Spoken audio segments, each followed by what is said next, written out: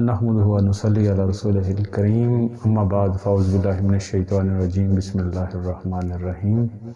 وَإِذْ قَالَ رَبُّكَ لِلْمَلَائِكَةِ إِنِّي جَاعِلٌ فِي الْأَرْضِ خَلِيفَةً صدق اللہ العظیم۔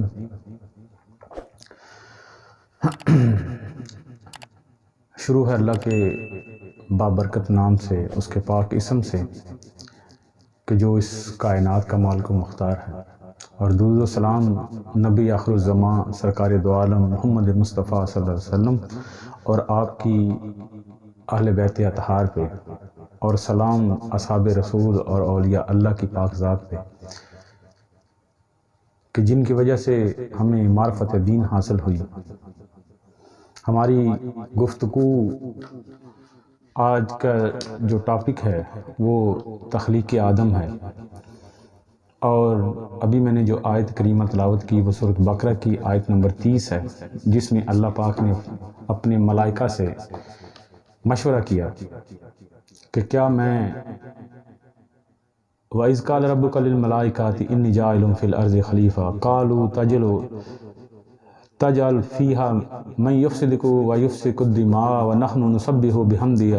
بِحَمْدِكَ وَنُقَدِّسُ لَكَ قَالَ إِنِّي أَعْلَمُ مَا لَا تَعْلَمُونَ۔ یہ سورۃ بقرہ کی آیت نمبر 30 ہے، اس میں اللہ تبارک تعالیٰ فرماتا ہے وہ جب تیرے رب نے فرشتوں سے فرمایا کہ میں زمین میں اپنا نائب بنانے والا ہوں، فرشتوں سے مشورہ کیا تو انہوں نے کہا کہ کیا آپ زمین میں ایسا نائب بنائیں گے جو اس میں فساد کرے گا اور خون بہائے گا، جبکہ ہم حمد و ثنا کے لیے تیری تسبیح کے لیے کافی ہیں۔ اللہ نے فرمایا کہ جو کچھ میں جانتا ہوں وہ تم نہیں جانتے۔ یہ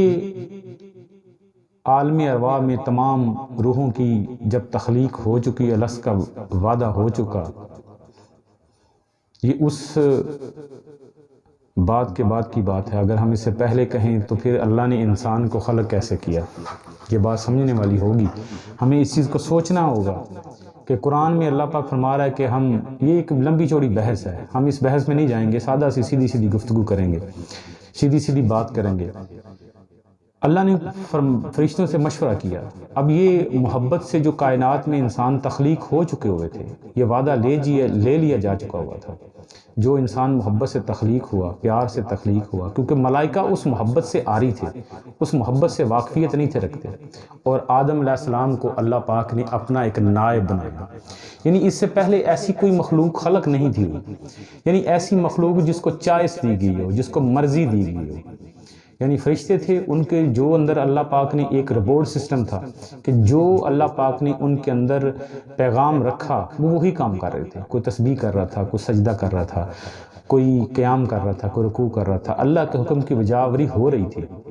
یہ فرشتے اس کے بعد ہیں، جبکہ یہ بات کنت کنزا مخفیا والی جو بات ہے، یہ حدیث قدسی جو اللہ پاک نے فرمایا تھا، یہ اس کے بعد کی تخلیق ہے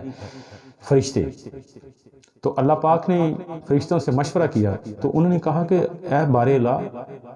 اتنے جھنجھٹ میں پڑھنے کی ضرورت کیا ہے؟ یعنی سیدھی سیدھی میں سادہ سی گفتگو کر رہا ہوں کہ تیری حمد اور تسبیح کے لیے کافی ہے۔ تو حمد تسبیح تو تمام کائنات کے جتنے فرشتے تھے وہ سارے کے سارے کر رہے تھے، تو پھر اللہ کو اچانک کیا پڑی کہ اس نے کہا میں اپنا نائب بناؤں۔ یعنی یہ بات یاد رکھ لیجئے، یہ بات بڑی قابل غور ہے کہ حمد اور تسبیح کرنے والے اللہ کا نائب نہیں ہوتے۔ یہ بات یاد رکھیے گا کہ یہ محبت اور پیار ایک ایسی چیز ہے، انسان ان سے نکلا ہے، انسان کی تخلیق کی وجہ ہی محبت ہے، پیار ہے۔ یعنی جس وجود میں محبت اور پیار نہ ہو اور وہ تسبیح و تحلیل کرتا پھرے تو وہ خلیفہ فی الارض نہیں ہو سکتا، وہ اللہ کا نائب نہیں ہو سکتا۔ اللہ کا نائب وہی ہوگا جو اللہ کو چاہت کرے، جو اللہ کی محبت کرے، جو اللہ کو پیار کرے۔ اللہ نے چاہا تھا کہ مجھ سے محبت کی جائے، مجھ سے پیار کیا جائے، میں نے اپنے محبوب سے محبت کی، اس محبت کا وہ ایسی لذت تھی، پیار لینا اور پیار دینا، تو اللہ نے انسان کو خلق کیا، ارادہ کیا کہ میں اپنا نائب بناؤں گا، ایسا نائب بناؤں گا اس کو میں اپنی مرضی عطا کروں گا، اما شاکرا و اما کفورا، کہ میں چاہے وہ مجھے مانے چاہے وہ میرا انکار کرے، لیکن میں اس میں وہ چیز دیکھتا ہوں جو فرشتے نہیں دیکھتے، جو فرشتے اس چیز سے آگاہ نہیں ہیں۔ اللہ نے اس رزق کو، یہ ایک بظاہر ایک بہت بڑا رزق تھا کہ کائنات کا مالک و مختار ہونے کے باوجود اس نے انسان کو مرضی عطا کی۔ خلیفہ اس کو کہتے ہیں جو مکمل اختیارات رکھتا ہے، یعنی جو اللہ کا نائب ہوگا تو پھر یہ سمجھ لینا چاہیے، ہمیں اس چیز کو سوچنا چاہیے، پرکھنا چاہیے، جو اللہ کا نائب ہوتا ہے وہ اس کے سارے خزانوں کا مالک و مختار ہوتا ہے۔ یہ بات سوچنی چاہیے کہ جو آدم علیہ السلام تھے، ہم تو اپنے نبی کی بات کر رہے ہیں، کوئی نور اور بشر اور ان کے اختیارات اور ان کی اس بات پہ کہ وہ کتنا مقام رکھتے تھے، کہاں جا سکتے تھے، کہاں نہیں تھے جا سکتے، ہم اس بحث میں پڑے ہوئے ہیں۔ خلیفہ فی الارض اس کو کہتے ہیں جو اللہ کے سارے اختیارات کو اس کی مرضی کے مطابق استعمال کرتا ہے اور اس کے پاس سارے کے سارے اختیارات ہوتے ہیں۔ خلیفہ اس کو نہیں کہتے کہ جس کے پاس اختیار ہی کوئی نہیں۔ ہم فرشتوں کی بات نہیں کر رہے، فرشتوں کے پاس کوئی انکار نہیں، فرشتوں کے پاس انکار کی کوئی گنجائش نہیں، وجہ نہیں، ان کے اندر انکار ہے ہی نہیں۔ اللہ نے ان کو ایک سسٹم ڈالا ان کے اندر، تو وہ کام کر رہی ہے، وہ اسی طرح کام کر رہے ہیں۔ لیکن انسان اللہ نے ایک ایسی ذات تخلیق کرنے کا سوچا کہ جس کے مقصد اور جس کی سوچ کو فرشتے اس تک نہیں پہنچ سکتے تھے۔ اللہ کے مقصد کو، اللہ کی مرضی کو، اللہ کے اس مشن کو جس مشن کے لیے آدم علیہ السلام کی تخلیق رکھی گئی، ملائکہ اس سے آگاہ نہیں تھے۔ یعنی یہ بات ہمیں پہلے سوچ لینی چاہیے، سمجھ لینی چاہیے بڑی اچھی طرح کہ تسبیح و تحلیل کے لیے انسان کو خلق نہیں کیا گیا، انسان کو اللہ نے اپنے نائب ہونے کی حیثیت سے اس دنیا میں بنایا۔ تو قصہ مختصر، بات دوسری طرف چلے گی، تشریح لمبی ہو گئی۔ میرا مقصد بات کرنے کا یہ تھا کہ جب اللہ نے چاہا کہ آدم کو بنانا ہے تو اللہ نے آدم کی مٹی، ہر انسان اس چیز سے روایات بڑھی پڑی ہیں ان چیزوں سے کہ آدم علیہ السلام کی مٹی کو مختلف فرشتوں کو بھیجا زمین سے لینے کے لیے۔ یعنی یہ اس وقت کی بات اب ہو گئی ہے کہ جب یہ کائنات بن چکی تھی، زمین موجود تھی، جس آدم کو بسانا تھا اس کے لیے پوری کائنات کو سجایا گیا، زمین کو آسمان سے پھاڑ کے جدا کیا گیا اور ان دونوں کو، آسمان کو اوپر لے کے گیا اس ذات کریم اور زمین کو نیچے۔ یعنی ایک انسان کی تخلیق کے لیے زمین اور آسمان جو ایک تھے ان میں بھی جدائی ڈالی گئی۔ محبت اور پیار یہ بہت خوبصورت چیز ہے، اور ملن ملاپ، محبوب سے ملنا اور محبوب سے جدا ہونا، یہ محبت کے تقاضے ہیں۔ اور زمین و آسمان کو اللہ قرآن پاک میں فرماتا ہے کہ ہم نے زمین و آسمان اکٹھے تھے، ہم نے ان کو پھاڑ کے جدا کیا اور جدائی ان میں ڈالی۔ اور پھر اللہ نے آدم علیہ السلام کے وجود کو، اللہ پاک نے، روایات میں آتا ہے کہ جب آدم کے وجود کو تخلیق کیا گیا، بنایا گیا، تو آدم علیہ السلام کے وجود کو ملائکہ نے گلے تک بنایا، لیکن اوپر کچھ پتہ نہیں تھا کہ اوپر کیا بنانا ہے۔ ملائکہ کو جتنا ان کے اندر آرڈر یا جتنا حکم دیا گیا تھا اتنا اس نے تکمیل کر لی، اور جب فرشتے اس چیز سے عاجز آ گئے کہ اب الہ ہمیں سمجھ نہیں آ رہی اس کے اوپر کیا بنانا ہے، تو اللہ پاک نے آدم کی صورت کو اپنے ہاتھوں سے بنایا۔ یعنی یہ اربع عناصر، یہ وجود جو ظاہری وجود تھا، یہ 4 چیزوں سے بنا: آگ، پانی، مٹی اور ہوا۔ یہ 4 چیزوں سے انسان کا ظاہری وجود جو آدم علیہ السلام کا وجود تھا، یہ 4 چیزوں سے بنا۔ قرآن پاک ہمیں مختلف جگہ پہ یہ اس چیز کی بڑی آسانی سے تشریح فرماتا ہے قرآن پاک کہ آدم کو ہم نے 4 چیزوں سے بنایا: آگ، پانی، مٹی اور ہوا۔ یعنی یہ سارے جو ظاہری عنصری وجود تھا ان کو 4 عنصروں سے بنایا، اور آدم علیہ السلام کا وجود جب گلے تک پہنچا تو آگے فرشتوں کی سمجھ میں نہ آیا، تو اللہ نے فرمایا کہ ہم نے آدم کی صورت کو اپنے ہاتھوں سے بنایا۔ میں قربان جاؤں اس پاک ذات کے جس کے ہاتھ نہیں ہیں۔ ہم سوچتے ہیں کہ اس کے ہاتھ ہیں، اس کے پیر ہیں، اس کا جسم ہے، وہ سمیع بھی ہے، وہ بصیر بھی ہے، وہ دیکھتا بھی ہے، وہ سنتا بھی ہے، تو اس کی آنکھیں بھی ہوں گی، اس کے کان بھی ہوں گے۔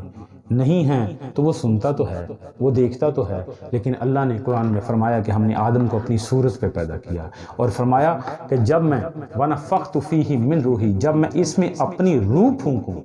تسجد آدم کو سجدہ کرنا، اور تمام جتنے بھی ملائکہ تھے ان سب کو حکم دیا۔ اور اس وقت تک انسان کی آدم کے وجود سے پہلے ابلیس موجود تھا، جنات موجود تھے۔ ابلیس بظاہر وہ جن تھا، لیکن اپنی عبادت اور ریاضت کی وجہ سے وہ ملائکہ کا استاد بن گیا۔ یہ بھی بڑی ایک حیرت سی بات ہے۔ کہ نہ تو اس سے پہلے کوئی ملائکہ کا استاد ابلیس بنا، جنوں میں سے بنا، اور نہ ہی آدم کے وجود کے بعد کوئی جن اس مقام تک پہنچا کہ وہ فرشتوں کا سردار بن جائے۔ یہ تو معرفت خدا بندی ہے، کیونکہ اس مشن کے لیے، اس مقصد کے لیے کسی ایسے کا ہی ہونا ضروری تھا جو انسان کو سمجھ سکے۔ آدم کبھی بھی آدم کے وجود کو، آدم کے مقصد کو، آدم کے وجود کے اندر جو روحیں موجود ہیں، اس کو کبھی بھی ملائکہ اس وقت اس کے مقام اور اس کی معرفت تک نہیں پہنچ سکتے۔ یہ ایک جن کا مقصد تھا، جس کی پیدائش کا مقصد ہی عبادت ہو۔ وما خلقت الجن والانس الا لیعبدون، انسان اور جن کی تخلیق کا مقصد ہی اللہ کی عبادت ہے، یعنی وہ بھی اسی مقصد کے تحت ہے، آدم بھی اسی مقصد کے تحت تخلیق ہوا۔ تو آدم کے مد مقابل جو تھے وہ ابلیس تھا، تو اللہ نے آدم کے وجود کو خلق کیا اور یہ کہا کہ تمام ملائکہ کو حکم دیا کہ تمام، اے میرے ملائکہ، تمام اس آدم کے وجود کی سیر کر کے آؤ۔ تمام ملائکہ گئے اور سب نے اس وجود کی سیر کی، لیکن یہ جو دل کا ایک خانہ، ایک ڈبہ تھا، یہ بند تھا، اس میں ابھی روح امر اس کے وجود میں ابھی تک داخل نہیں تھی ہوئی۔ تمام فرشتوں نے اس کی سیر کی، بڑے حیران ہوئے۔ آدم کے وجود کی سیر، اللہ کے حضور سامنے وہ آدم کا وجود کھڑا ہوا، اللہ نے آدم کی صورت کو اپنی صورت پہ بنایا، اپنے ہاتھوں سے بنایا۔ تو پھر ملائکہ اس چیز پہ حیرت تھے، ابلیس کو حسد تھا، کیونکہ وہ سامنے اتنا محبوب تھا، اتنا پیارا ہو گیا تھا کہ اس کو سب سے زیادہ قربت اس کو ملی تھی اللہ کی، وہ فرشتوں کا، ملائکہ کا سردار تھا، اور اللہ سے محبت تو وہ بھی رکھتا تھا، کیونکہ اس کی تخلیق بھی محبت کی وجہ سے ہوئی تھی۔ تو تمام جتنے ملائکہ تھے سب نے سیر کی، اور ابلیس جب اس وجود سے باہر نکلا، اس ڈبے کے اندر جانے کی کوشش کی، اس ڈبے کے اندر تو چلا گیا، لیکن اس ڈبے کے اندر جانے کی اس کی سکت نہیں تھی، وہ نہ جا سکا۔ تو آدم کے وجود سے جب باہر نکلا، تو باہر نکلنے کے بعد اس نے حسد سے تھوکا۔ صوفیہ فرماتے ہیں کہ جب ابلیس نے حسد سے تھوکا تو وہ مقام، یہ ناف کا جو مقام ہے، جو ناڑو ہے انسان کا، جو پیدائش کے وقت انسان کی خوراک، اپنی ماں کے رحم سے خوراک لیتا ہے بچہ، اس مقام پہ جا کے اس نے تھوکا اور اس پہ نفس امارہ پیدا ہوا۔ اور جب باہر نکلے تو تمام فرشتوں کو اللہ نے کہا کہ جب میں اس آدم کے وجود کے اندر اپنی روح پھونکوں تو پھر آدم کو سجدہ کرنا، یعنی یہ وہ وقت ہے، اللہ موجود ہے، ملائکہ موجود ہیں، اور اللہ اس ظاہری عنصری وجود کے مالک و مختار کو، اپنا نائب ہونے کو، نوری مخلوق کو حکم دیا جا رہا ہے کہ اے میرے ملائکہ، میرے نائب کو سجدہ کرو۔ تو تمام جتنے ملائکہ تھے وہ سب کے سب سجدے میں گر گئے، الا ابلیس، ابلیس کے بغیر، ابلیس کے ماسوا سارے کے سارے سجدے میں گر پڑے، اور تمام جتنی سرداری تھی، جتنا موجود تھا، سردار موجود تھا فرشتوں کا، اس نے کہا یہ آج بن رہا ہے، یہ ابھی میری آنکھوں کے سامنے اس کی اندر روح پھونکی جا رہی ہے، اور میں اس کو سجدہ کروں؟ اس کی عقل سمجھ میں نہ آیا۔ ایک روح، اس کا رخ یہ ہے، لیکن ایک حیرت بھی ہے کہ فرشتوں کا سردار ہو، تخلیق آدم کو سمجھتا ہو، اور اس نے کیسے انکار کر دیا؟ یہ تو معرفت کی بات ہے، ہم اس پیرائے میں نہیں جائیں گے کیونکہ یہ عقل اور سمجھ میں آنے والی بات نہیں ہے۔ اس سے بہت ساری باتیں پھر بڑی بحث، لمبی بحث چھڑ جاتی ہے۔ ہم اس چیز کو سوچیں کہ آدم کو ملائکہ نے سجدہ کیا لیکن ابلیس نے سجدہ نہ کیا، تو اس سجدہ نہ کرنے پہ اللہ کو اتنا برا لگا کہ اللہ نے ابلیس سے پوچھا، اے ابلیس، تجھے کس چیز نے روکا سجدہ کرنے سے؟ تو اس نے کہا کہ اس کو مٹی سے، خاک سے، ایک حقیر مٹی سے بنایا گیا، تو مجھ کو تو آگ کے شعلے سے بنایا گیا، اے بار الہ، اس سے میں افضل ہوں، میں اس کو سجدہ کیسے کر لوں؟ تو اللہ نے فرمایا کہ تجھے تیرے تکبر اور تیرے غرور نے گمراہ کر دیا، یعنی ایک سجدہ نہ کرنے سے اللہ نے ابلیس کو مقبول بارگاہ سے مردود بارگاہ کر دیا۔ اور اللہ نے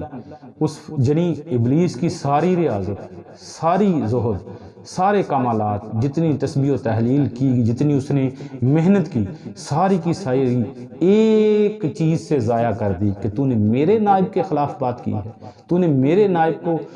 سجدہ نہیں کیا، میرا امر نہیں مانا، میرا حکم نہیں مانا، میرے سامنے تم نے انکار کیا، فخرج منہا لعنت الی یوم الدین، نکل جا میری بارگاہ سے اور تجھے قیامت تک میری بارگاہ سے مردود ہونا پڑے گا۔ اللہ پاک ہم سب پہ اپنی رحمت فرمائے۔ اس گفتگو کو انشاءاللہ اگلی نشست میں ہم اس کو آگے وسیع کریں گے، پھیلائیں گے، کوشش کریں گے اپنے علم کے مطابق۔ اللہ پاک ہم سب پہ اپنا فضل اور رحم فرمائے اور ہمیں حقیقت میں جو حق ہے، جس مقصد کے لیے انسان کو تخلیق کیا گیا ہے، ہمیں اس مقصد کو حاصل کرنے کی توفیق عطا فرمائے۔ وما علینا الا البلاغ المبین۔